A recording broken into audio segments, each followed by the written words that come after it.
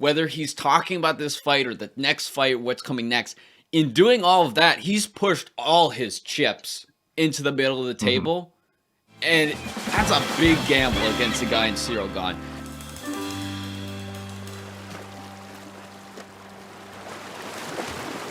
Yeah.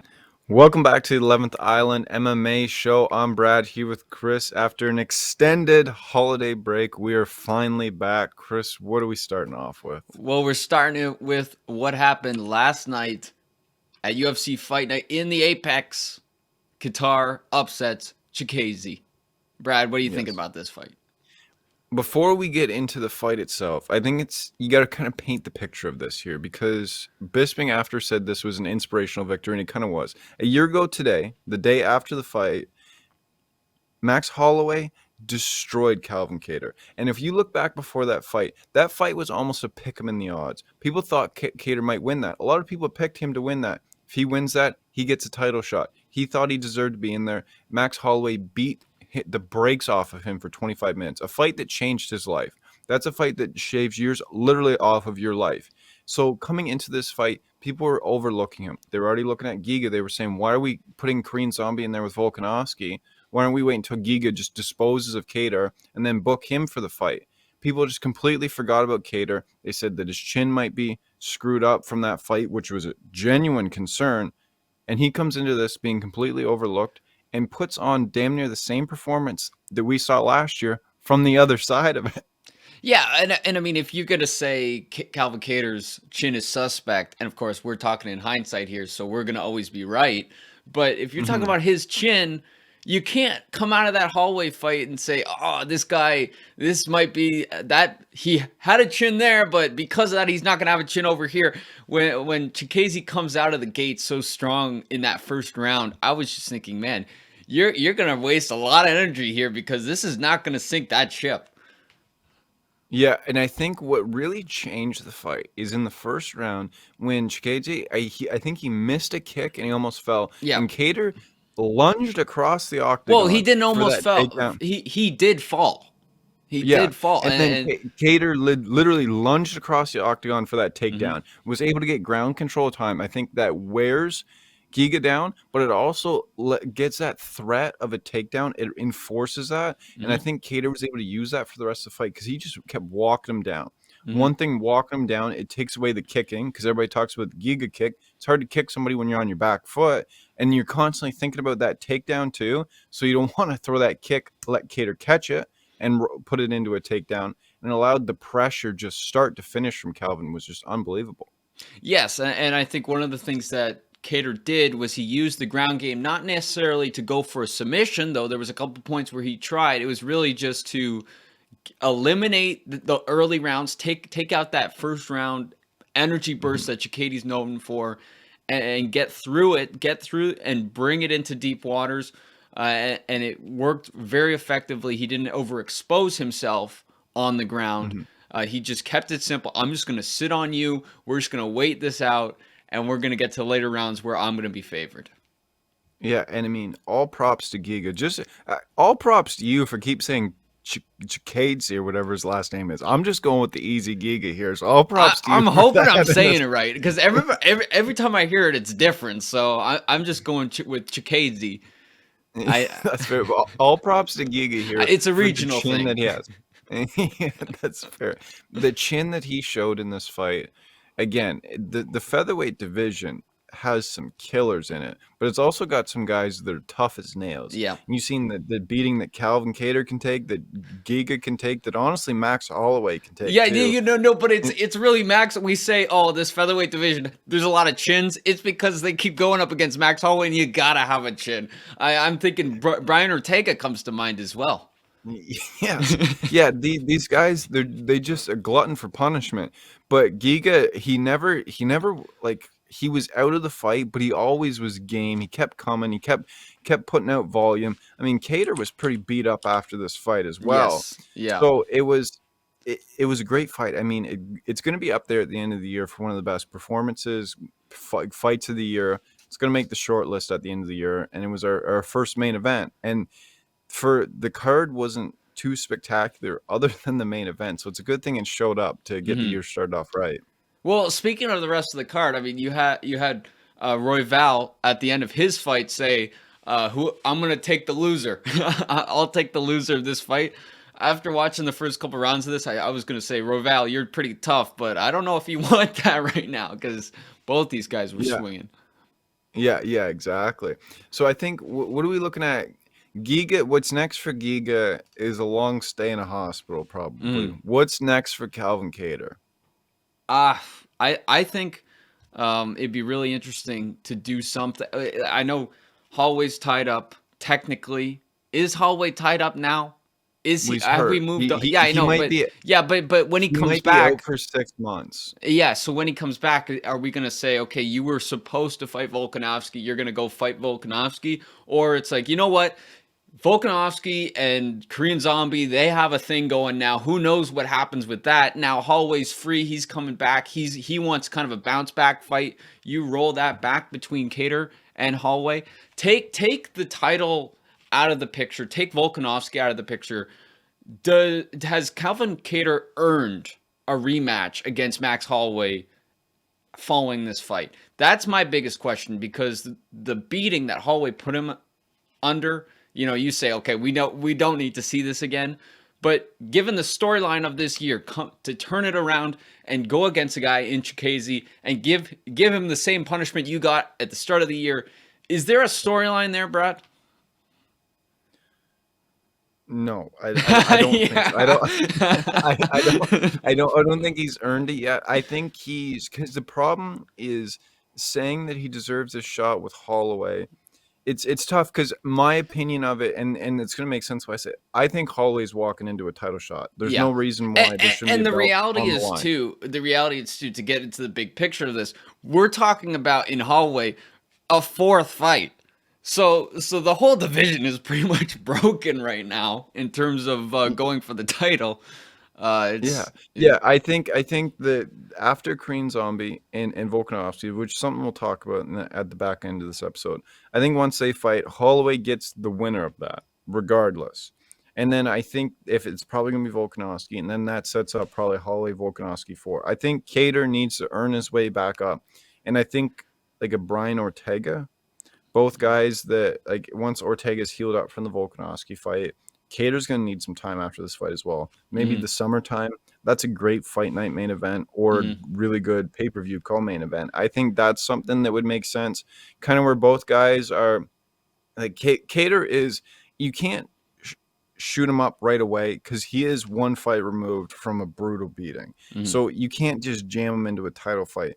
But if he goes out and beats Ortega, he kind of starts making that short list. And then for mm, Ortega, if he comes in there and beats Kattar, he's right back on the short list for a title shot again. It mm. keeps both guys very much in the mix. And then a And dark horse for that fight would. at the same time, you have Zombie, who you don't want to look Mhm. past him against Volkanovski. He's going to have a very tough go against Volkanovski here, and yeah, Yeah, we'll, I'm we'll getting get to I'm getting a we'll get little to ahead of that later. myself. But anyways, Brad, sorry, continue. Final No, that's five. okay. Well, no, that's really my final thoughts. Mine, I was just gonna say the dark horse for who could fight Kattar. I would say is Josh Emmett, who is very live in the featherweight division as well. But yes, the Volkanovski Korean Zombie. I have some thoughts on that fight that we'll get to in the fights to come section. Yes. All right, now we're gonna move on. The heavyweight belt. We got some action. Ngannou versus Gane. Brad, Mhm. what are you thinking going into this fight? Well, I got a question for you right off the top of this, and Mm-hmm. I assume if people that listen to this podcast probably also fans of Chael Sonnens, you're welcome. And he keeps saying over and over again that he thinks this will be the biggest heavyweight fight in the history. And he's so mad about how the promotion is for this. Now, promotion stuff aside, do you think this is the biggest fight in heavyweight history for the UFC? I think it has a few things going for it. One, these guys have a history together. These Mm-hmm. guys, there's that connection, the French connection, which is a market that is just blowing up in terms of MMA. We saw Bellator go to France last year, and it's just really getting Very big. good. They're starting to love it in France, and we're moving to a place where we're going to see some UFC events in France once the COVID situation solves itself worldwide. But so there's an exploding market, great storylines for both of these guys, you know, to really rise out of some great adversity beyond the octagon. Yeah. You have, and then, as I said, the combined history there, and then you have the matchup on paper. This is a great kind of set against like contrasting skills. You have Francis Ngannou, who's just the big imposing knockout artist, and you have Gane, who, as we saw him against Lewis, is a great matchup against guys with the home run power in just his fight IQ and his athleticism. So I think this is going to be a real question. Like, there's a lot of questions here about how these things match up, and you really don't know what's going to happen. And then you throw in the fact, oh yeah, these are the heavyweights. Everyone's going to say it. These are the guys. No matter who you are, you're going to be at the top of the. You could have 5 title fights in a night. Heavyweights are going to be the end of the night. This is going to be big, Brad. Yeah, I agree that it's going to be big. I don't see it being one of the biggest of all time. And I get the arguments for it and everything. But I think if this fight's in France, it could really make that short, especially for French fights. But I think when you're looking at a heavyweight division in the UFC that's had DC versus Stipe trilogy, you've had a JDS Cain Velasquez trilogy, and a guy named Brock Lesnar win a belt. I think those fights, kind of start to overshadow, and then you can kind of get into those guys were a lot better at promotion. Ngannou has spent the entirety of this lead up to this fight saying he wants to box, and that is unhappy with the UFC. And Gane has largely just said nothing. And it gets it. During Christmas break, I almost forgot that this fight was in January because nobody's talking about it. And I'm going into this, and I'm not nearly as excited for this fight as I should be, because I don't feel like the fighters are even excited for it. Here's what I'll say to that. For when it comes to Francis Ngannou, I think there's a lot on the line here in terms. This is not even a winner or loser leaves town kind of fight. It feels something like that because I wouldn't be shocked if this is Ngannou's last bout in the UFC. With seeing what happened with just John Jones, like being kind of kept like whatever, like get out of here. Ngannou, get out. Like people getting stripped like crazy in this heavyweight division. Dana White is ready to move on. We see that's why Gane down here has a belt. So, I mean, I wouldn't be surprised if we don't see Ngannou in a UFC octagon ever again after this fight. And it kind of sets the table for something interesting here where Ngannou has to win, because to leave the UFC and go to boxing off of a major loss to a guy that's frankly to the average viewer pretty boring. Like you have to win against, you either got to win excitingly or you have to lose against someone exciting in order to break into the current stream of what boxing has become. It's all about personality. It's all about the excitement, the clicks, the views. And Gane is just not that guy. This is not that fight unless you're going to go out there and just not turn the switch off on that guy. Huge moment, like an Overeem moment. Yeah, like an Overeem moment, and then you're going to walk out, call out Tyson Fury on the UFC's dime with a UFC microphone, walk out of there, and go make your bag. Right? I think that's the ultimate path for Francis Ngannou, and that's not going to be an easy order to fill against Ciryl Gane. Yeah, looking at the fight itself, I think it's a situation if Ngannou doesn't get Gane out of there in the first round, I can see Gane for 25 minutes just piecing him up the entire time and riding to a unanimous decision where it's pretty much a clean sweep. Because Gane just has to make sure he's not touched, because the power that Ngannou does have will put anybody's lights out. But Gane's got especially for somebody who's had, I think, less than 10 MMA fights. Professionally, right? I think his record's 9-0. He is one of the smoothest boxers and kickboxers, that we've ever seen in the heavyweight division in MMA. Yeah, the guy fights like a featherweight. Yeah, it's ridiculous, and the cardio through the roof too. It's going to be the contrasting styles are going to be very interesting seeing this, and it's going to be what's coming next, especially if Ngannou wins, is going to be very interesting to see. And I would love to see Ngannou's call-outs afterwards, because Mm. if he does make that trip to boxing, I mean, Ngannou wins this fight, we might see John Jones versus Stipe Miocic for the next heavyweight belt. Like in all reality, Yeah. like it's actually it's a weird spot, Mm. and with the management situation with Ngannou, it's starting to the trickle down. Like Caitlin Chukagian, who fought out her contract last night, that the UFC didn't want to re-sign her. Guess what? Her management team's the same as Ngannou's.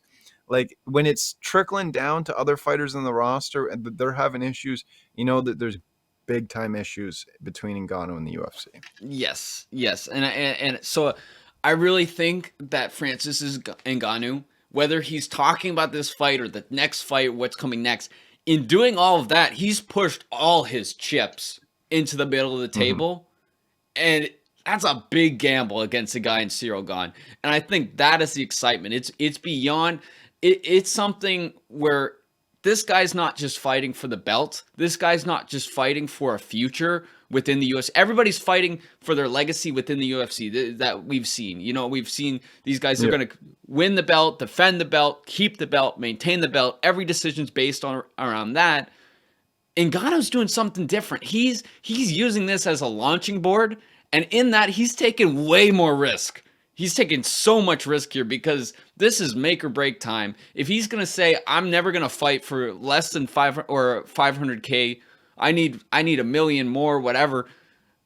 Again, like he better really put on $1 million performance next Saturday night. I agree. It's gonna be interesting to see for sure. And we also didn't even mention too that Gane's coach was also the guy that brought Ngannou up, and they had an ugly divorce as well that plays into it. So you got that coach beef, but it's also on the bottom level of it. Ciryl Gane's coach intimately knows Francis Ngannou and his styles, which puts things a lot in favor of there's Gane. not a lot of mystery to it. No, that's very true. There's not like it's not like you're reading the mail here. You're looking at the billboard on. But the thing is too, there's no mystery to it. You know the power, but Gane's also Ngannou and Gane used to be sparring partners, so there's no mystery. Also because you've been in the practice room with him, so you're not just seeing him from afar as the predator, like his nickname is. You've seen him as Francis in the sparring room when you guys are training. Yeah. It kind of takes a little bit of that mystique off. Yeah, you realize the emperor has no clothes, you know? Mm-hmm. Do you want to give a prediction? I'm going Ciryl Gane. Yeah, I agree. I'm going Ciryl Gane here too. By decision. I think yeah. No, I agree. I agree.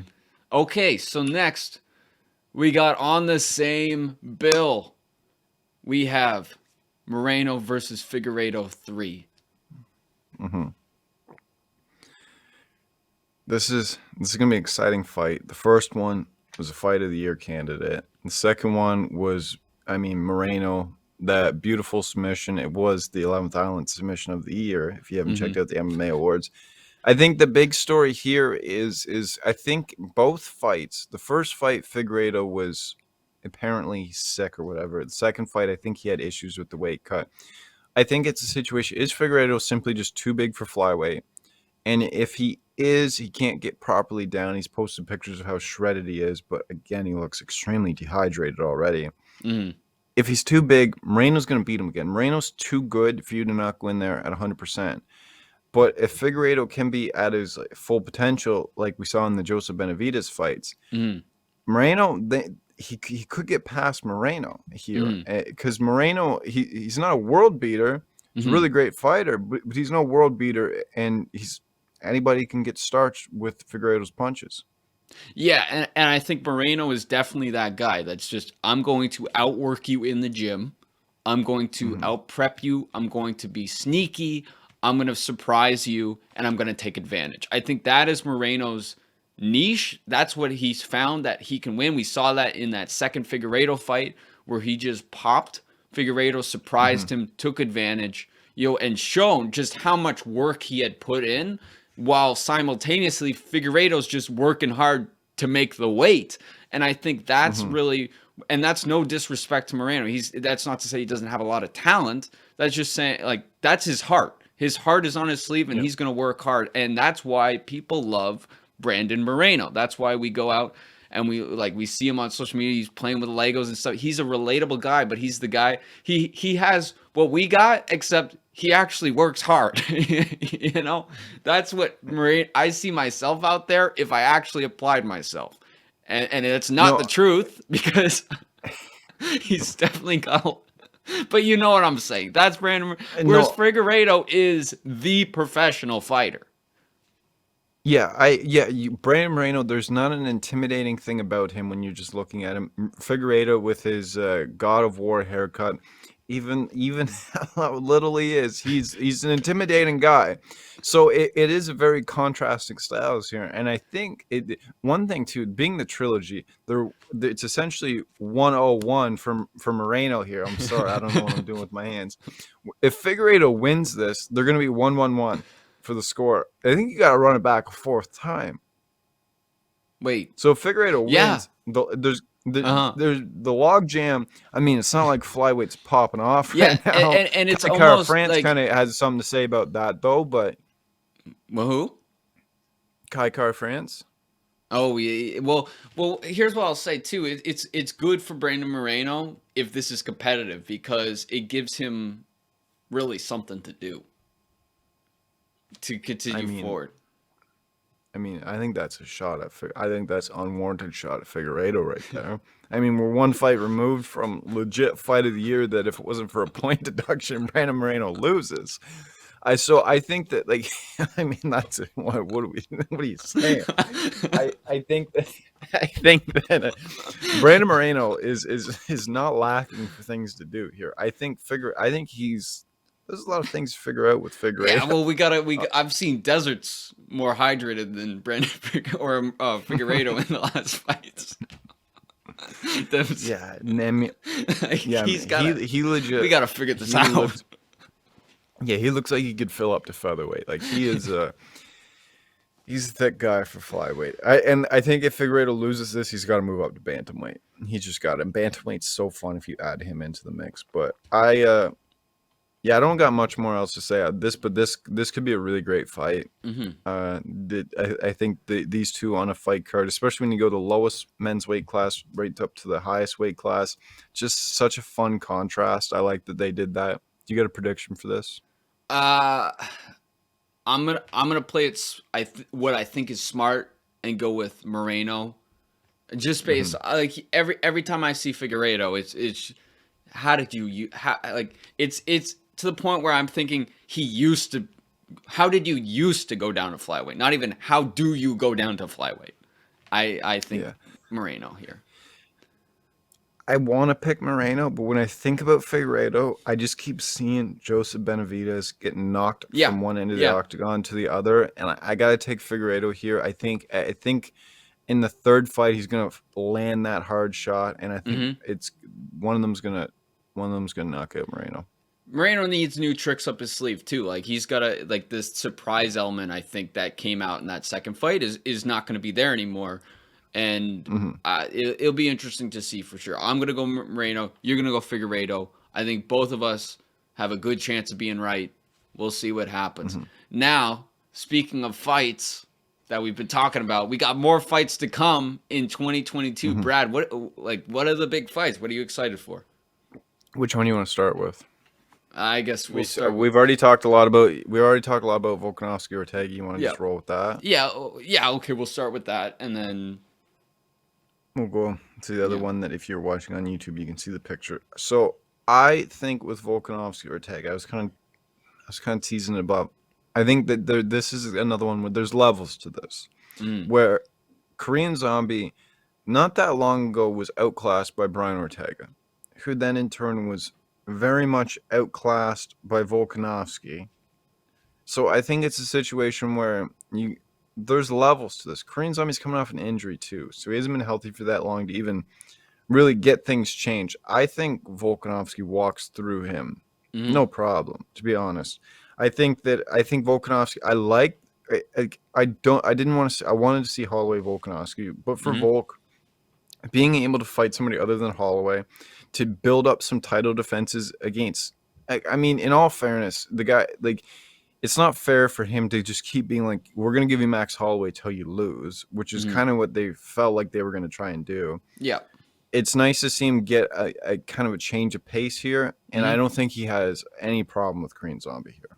Yeah, and I think this is going to really boost Volk. This is a good showcase for Volkanovski here. They're going to run this fight. The interest is going to be there, and they're going to roll Korean Zombie highlights, of which there are many before this fight. They're going to build Korean Zombie up, which I think is the right thing to do. Like he is a very skilled fighter. As you say, there's levels.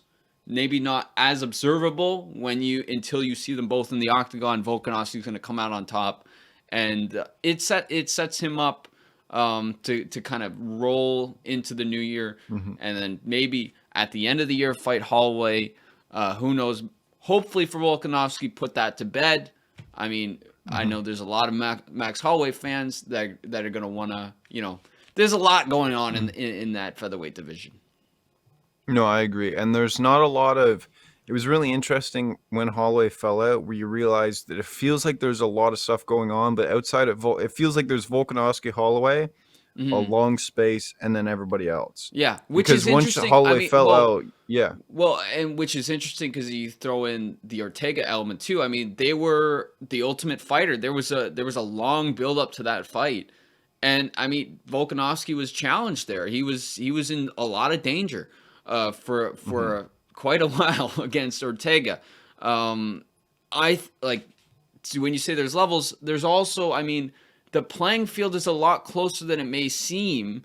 Especially when you do the MMA math, you say Ortega in another universe, one thing goes different. Maybe a breeze comes in through one of the air vents, and Ortega's a champion right now. So then you go like, okay, yeah. so then you could go down, and we can make this fight interesting. But you're talking about somebody who Ortega, who's a jujitsu wizard, where Hmm. you caught him in the guillotine. Yeah, Anybody can get caught by Brian Ortega. It doesn't matter who you are. Does Korean Zombie have that in his back pocket when he's getting absolutely destroyed in a fight, which in all fairness, Ortega kind of was, to pull something out of his back pocket that's gonna be a Hail Mary win the fight? Because yeah, Volkanovski was in deep with that guillotine, actually a couple of them in the fight. yeah, But outside of that minute and a half, it was all yeah. Well, Volkanovski. I will say, they wouldn't call you the zombie if you didn't have a chin on you. Yeah, that's fair. You know, That is The yeah. Korean zombies, he's gonna have a chance. I think he's gonna have a puncher's Yeah, chance in I'm this. not saying he doesn't have a chance. I'm just saying that you should put a lot of money on We're just Volkanovski. hedging our bets. All right. Then we have Mazdavolv versus Covington coming up. Brad, what are you thinking about this fight? What are you thinking about the feud? All of that stuff. Spill the I think tea. you should put your entire mortgage on Colby Covington to win this fight. Like Are the odds close? and I haven't looked at it. no, I think Covington was like minus 300 or something. He's probably climbing a bit. I genuinely I, I, I like Masvidal more. I don't even like Covington, but you got to respect his skill. Hmm. It's a situation. Welterweight division is Usman, a slight margin, Covington, and then a lot of room before there's anybody else. I think Masvidal, he is rightly so very hyped. I mean, the BMF title. I remember he beat Nate Diaz, who's not a Hmm. world beater at this point in his career. The flying knee against Ben Askren, which a lot of skill comes into that. Also, a lot of luck. The fight was Hmm. 5 seconds long. And then before that, he caught Darren Till. Pretty lucky, to be quite honest, because Darren Till was beating him up until that point. And he like Covington is beating everybody else, not named Usman, dominantly. Masvidal's not going to have an answer for the wrestling for Covington. Covington's going to walk across if he's smart, double leg him, hold him on the ground, and just ground and pound him. Like, I cannot see a situation where this is not a dominant Covington win, whether it's by decision, knockout, submission, TKO, what have you. I can't see a situation where Masvidal gets his hand raised. Well, that's the topic exhausted, I guess. So let's move. I mean, but yeah, no, you hit the nail on the head. You're totally right. I think Masvidal, the UFC put a lot of stock into Masvidal, put a lot of money into him. You saw another element. If you look at the cover of UFC 4, he's going to be on it with Israel Adesanya. You know, who's an obvious Israel Adesanya is a pretty safe bet. Yeah, he's on the cover, right? So yeah, you know, so that's a big show. Like, how long do these games, the lifetime of these games? We're saying, okay, for this amount of time, this person's going to have market value. You look at probably pay-per-view sales. Masvidal is way, way, way up there still. He's one of those guys that can just continue to lose and still garner interest, which is, I think, why this fight is happening. I think a critical element to this is the beef, which, like, some people say, oh, is this fake? Is this like? I think this story now is becoming. Look how smart these guys are. They made a huge bag off of beef that they kind of manufactured, which I think happens more often than not in MMA. But at the same time, do you think this is I think this is real beef. I think there's a lot of times that there is manufactured beef. Like, I think Masvidal Usman manufactured. I think to a large part Covington Usman was pretty manufactured. I think these guys legitimately hate each other because the rest of these guys didn't know each other. These guys were the best of friends. They lived together. They trained together. Which is why it's kind of like there's a lot of connections that they have to each other. Yeah, but that's why the falling out. I mean, like, if we went from recording this, being the best of friends, to one day hating each other's guts and going to fight in the octagon, I think there'd be some real beef into that. You know what I mean? Like, yeah, the fact but at the same time, if police reports out there from Masvidal stalking Covington, that maybe he's just like, that's something a good friend would do. I feel like, you know, you get just a little too friendly. I mean, is this like you think this is just a really long game play here? I think this is you know, if you're in this division, you kind of see the writing on the wall. You know that we're gonna fight each other eventually. You know, and these are both guys that probably are amongst friends. You think Colby Covington holds back amongst friends in terms of making fun of his friends? You know, talking smack. I think Masvidal's the same type of person. Like, these guys see Covington has friends. See, stuff like that. You know, you just goof around, right? You just no, I meant that dead serious. You know, see, are you actually meaning that seriously? Are you just manufacturing? Who knows? We don't know. That's the point. Either way, it's going to be an entertaining fight that's going to see Colby Covington kind of run through Masvidal. The point is, too, there's no interest in the actual fight, as you said. I mean, there's levels to this game, and Masvidal is just not there. He's not there right now, and I mean, so you have to have a bottom line. Why are we doing this? And I think if you want to know how much confidence the UFC has in Masvidal to win this fight, they're not putting the BMF belt up for grabs. Because if this was somebody they thought Masvidal would beat, that BMF belt would be up for grabs. Yeah, well, but that is Dana White's worst nightmare, seeing that thing get wrapped around Colby Covington's waist. Covington, that is dangerous. Mm-hmm. That is, well, I mean, really, is Dana White's worst nightmare now anybody getting the BMF title? Because we would have seen it already again. You know, I feel like Dana White used it as a failed experiment. I agree. Yeah, so, but still, I mean, imagine this for the BMF. Yeah, imagine crazy. Colby Covington running around for the next 3 years with that thing on his shoulder like he did with the interim belt. It'd be like the time Gronk got the 24/7 belt, whatever. Yes.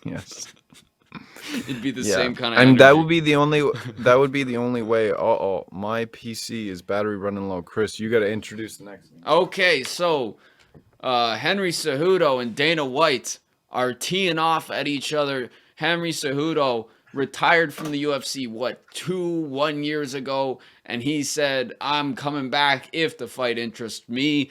And then he's saying that he wants the money. He wants the money fights. That's what interesting him. And then he sits out for a while. The world kind of forgets about Henry Cejudo. Maybe we don't. He just fades into the memory. Henry Cejudo's sitting. Maybe he's going on expensive vacations, drinking mimosas by the beach. He's relaxing.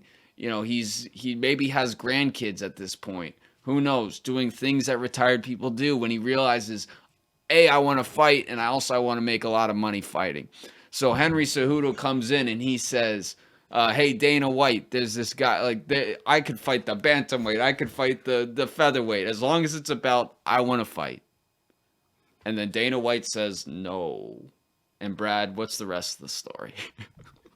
Okay, I'm back. Also, but the computer was literally plugged in. I don't know what's going on. I think the outlet didn't work. But so, did you set the situation? I set the situation up. I set the situation up until the point where Henry Cejudo is retired, wants to get back in. I kind of set I played the long game. So yeah, so Cejudo wants to get back into the title shot with Volkanovski. The UFC went to Korean Zombie. Cejudo's mad. Dana White comes out, says this guy's been retired for 2.5 years. He didn't even ever fight in this division. Like, what do you want to, like, come back right into a title shot? Cejudo claps back, says that they don't want to pay him what he's worth, and that they're afraid of him coming in and beating Volkanovski. Again, this is example probably 503 why Cejudo's delusional. Like, I like, you want to come back at featherweight. You were the flyweight champ, then you were the bantamweight champ. You never even you defended both of them in all fairness, but you walked away, leaving the UFC in an awkward position. You're not walking into a title shot to then walk away again. They're just not going to let you do that. They let GSP do that. Yeah, GSP sells a lot more pay-per-views than Cejudo, and they were furious with GSP because if we go back, the card right behind me here, pointing the wrong way, they made the agreement that GSP, if he won, had to fight Robert Whittaker, who was the interim champ at the time, and GSP, because of some sort of stomach issue, dropped the belt due to health issues. He didn't drop it to walk away. I'm not going to say he didn't use that as the excuse to do it, but the UFC was furious. That's George St. Pierre, who probably, other than Conor McGregor, is one of the best pay-per-view sellers in the history of the sport. Probably bar McGregor and Lesnar. And you think Cejudo's? Do you think Cejudo's selling a bunch of pay-per-views? Like, great fighter, not a great seller. I mean, Porcupine Head. He's Henry Cejudo. I always have loved Henry Cejudo. I remember the TJ Dillashaw fight was just electric. I wrote a short story about it in one of my classes. I love that fight so much. The TJ Dillashaw, that fight was going to sell so good they put it on free TV.